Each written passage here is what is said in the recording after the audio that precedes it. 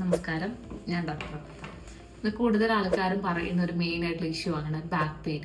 അതായത് കൂടുതൽ നേരം അടുക്കളയിൽ നിൽക്കാൻ പറ്റുന്നില്ല, കുനിഞ്ഞൊരു ജോലി ചെയ്യാൻ പറ്റുന്നില്ല, കുറെ നേരം ഇരിക്കാൻ പറ്റുന്നില്ല എന്നൊക്കെയാണ് എല്ലാ ആൾക്കാരും കംപ്ലൈന്റ് ചെയ്യുന്നത്.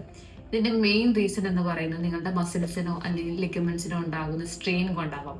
അത് കൂടുതലും ഈ പുവർ പോസ്ചറോ അല്ലെങ്കിൽ ഈ നമ്മൾ വെയിറ്റ് ലിഫ്റ്റ് ചെയ്യുന്ന സമയത്ത് ഉണ്ടാകുന്ന സ്ട്രെയിൻ കൊണ്ടൊക്കെ ആവാം. ഇല്ലെങ്കിൽ ഡിസ്കിന് ഉണ്ടാകുന്ന തകരാറ് കൊണ്ടായിരിക്കാം.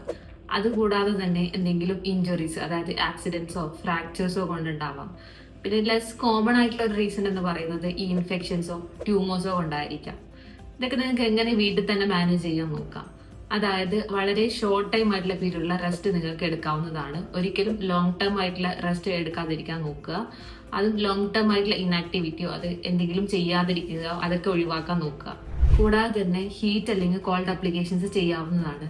അതേപോലെ തന്നെ വളരെ ലൈറ്റ് ആയിട്ടുള്ള സ്ട്രെച്ചിങ് എക്സസൈസോ മൂവ്മെന്റോ റെഗുലർ ആയിട്ട് ചെയ്യേണ്ടതാണ്. അതേപോലെ തന്നെ മെയിൻ ആയിട്ട് ചെയ്യേണ്ട ഒരു കാര്യം പോസ്ചർ മെയിൻറ്റെയിൻ ചെയ്യുക എന്നതാണ്. ഇനി എപ്പോഴാണ് നിങ്ങൾ ഡോക്ടറെ കാണേണ്ടത്?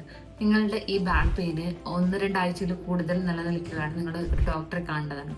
അതേപോലെ തന്നെ ഈ നടുവേദന കാലുകളിലോട്ട് റേഡിയേറ്റിംഗ് ആവുന്നുണ്ടോ എന്ന് ശ്രദ്ധിക്കുക. അതേപോലെ തന്നെ കാലുകൾക്ക് മരവിപ്പോ കാലിന്റെ അടിയിൽ മരവിപ്പോ ഉണ്ടെന്ന് ശ്രദ്ധിക്കുക.